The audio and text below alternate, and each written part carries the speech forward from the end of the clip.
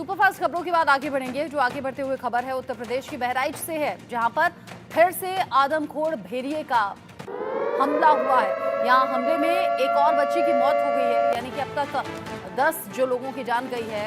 यह आंकड़ा बढ़ता हुआ दिख रहा है। आदमखोर के हमले में 2 महिलाएं जख्मी भी हो गई हैं।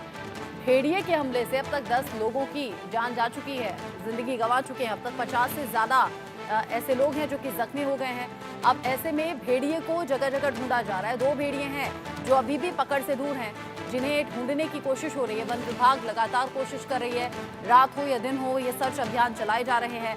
आदमखोर के हमले में इस बार एक बच्ची की मौत हुई है और 2 महिलाएं जिन्हें चोट आई है, जख्मी है। अब तक 50 से ज्यादा लोगों को चोट आ चुकी है, जबकि 10 लोगों की जान जा चुकी है। कहा यह जा रहा है कि करीब 6 के करीब ये भेड़िए थे, जिनमें 4 पकड़े गए हैं, लेकिन 2 अभी भी फरार हैं, यानी 2 जिन्हें ढूंढा जा रहा है। और ऐसे में भेड़ियों को जगह जगह ढूंढने के लिए कोशिशें जारी हैं।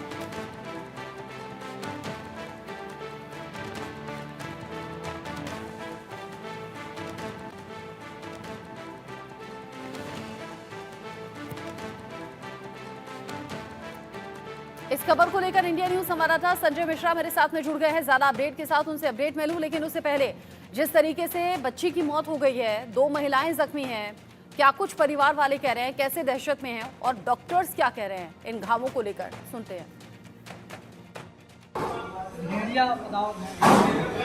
किसी ने देखा? नहर से मौके पर यहाँ उस समय हम आ रहे। क्या बताया इन्होंने? देखी है, जानवर देखी नहीं। अच्छा, क्या करने गई थी? तो घर पर लेके आने के बाद या उठी हुई है, पेशाब नहीं, या तो दरवाजा थोड़ा ढीला था तो उसी में वो झटका मारा। वो किसने देखा है? उसे देखी अम्मा ने तुम्हारे? हम सर थोड़ा बाद में गया जब चिल्लाहट है, हम चले गए घर लड़का बच्चा। तो इस समय तुम्हारे गांव में क्या है, किस चीज का आतंक है? भेड़िया साहब, जंगली भेड़िया जो है, भेड़िए का आतंक ज्यादा है। वाइल्ड एनिमल बाइट का एक केस हमारे यहाँ आया है, अभी CSC मासी से रेफर हुआ है। और 70 वर्ष की एक महिला है, जिसको एक वाइल्ड एनिमल ने बाइट किया है।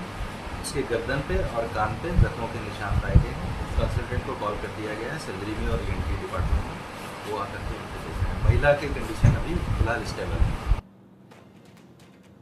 इस खबर को लेकर संजय मिश्रा इंडिया न्यूज संवाददाता मेरे साथ में जुड़े हुए हैं। संजय, ये जो 2 भेड़िए बचे हुए हैं, इन तक वन विभाग की टीम पहुंचने की हर संभव कोशिश कर रही है। कोशिशें कहां तक पहुंची और ये जो हमला हुआ है जिसमें बच्ची की जान चली गई, महिलाएं जख्मी हो गई, बीती रात हुआ है क्या? देखिए, कल हमारी बात जो DFO हैं अजीत प्रताप सिंह, उनसे मेरी बात भी हुई और वो थोड़ा सा नाराज भी हुए। लगातार वो जिस तरीके से उनका झिझक है, वो मीडिया पे अब नाराज होने लगे। उनसे मैंने टाइट शब्दों में मैंने पूछा कि ये गांव वाले जानना चाहते हैं कि आखिर में सुरक्षित वो कब रहेंगे, क्योंकि जिस तरीके से आप प्रयास तो बहुत कर रहे हैं, लेकिन उस प्रयास की कोई सफलता हाथ नहीं लग रही है। आप बता रहे हैं कि भेड़िया लोकेट हो रहा है, उसके बाद भाग जा रहा है। तो ऐसे ही अगर नूरा कुश्ती का खेल चलता रहेगा तो शायद उसमें गांव वालों का लगातार नुकसान होता रहेगा। और कहीं न कहीं देखिए, देर रात एक बच्ची के ऊपर, सबसे पहले एक महिला के ऊपर भेड़िए ने हमला किया। हालांकि महिला को वो निवाला नहीं बना सका, महिला की जान नहीं ले सका, लेकिन महिला बुरी तरीके से जख्मी हुई, जिसे मेडिकल कॉलेज भेजा गया इलाज के लिए।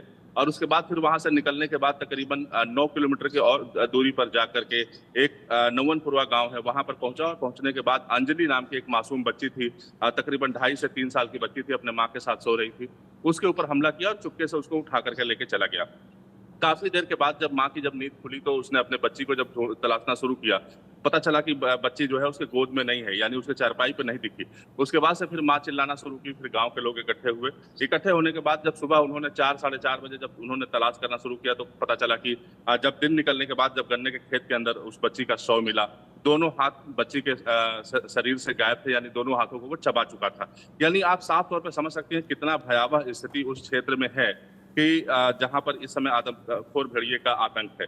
कल पूरी तरीके से इंडिया न्यूज की टीम लगातार उन कछार इलाकों में गई जहां पर भेड़िया लोकेट किया गया, जहां कोई नहीं पहुंच सकता था, क्योंकि वहां जाने के लिए ना तो मोटरसाइकिल का रास्ता है, ना 4 पहिया का रास्ता है, केवल और केवल ट्रैक्टर का रास्ता है। उस जगह पे इंडिया न्यूज की टीम पहुंची और दिखाने का प्रयास किया कि इसी ग्रासलैंड में वो लोकेट हुआ है। वहां वन विभाग की टीम भी मौजूद थी, लेकिन जिस तरीके से वन विभाग की रणनीति इस समय चल रही है, शायद कयास लगाना काफी मुश्किल होगा कि वो शायद ही जल्दी पकड़ पाया जाएगा, क्योंकि तकरीबन हजारों हेक्टेयर जो है वो ग्रास लैंड, गन्ने की खेती और मकई की खेती है, और लगातार उसका लाभ लेते हुए वो इधर से उधर फरार हो रहा है। क्योंकि उसको भूख भी ज्यादा लगी है, यही वजह है कि लगातार वो रात में आक्रामक होकर के और हमले कर रहा है। बच्चों के को देख करके लगातार वो बड़ों पर भी हमला कर रहा है, लेकिन बड़ों को उठा नहीं पा रहा है, जिसकी वजह से कहीं न कहीं उसका हमला जो है वो नाकाम साबित हो रहा है। यही वजह है कि लोगों के मन में दहशत है, लगातार लोग परेशान हैं। देर रात डीएम और एसपी खुद मौके पर पहुंचे थे। पहुंचने के बाद उन्होंने गांव वालों से बातचीत की।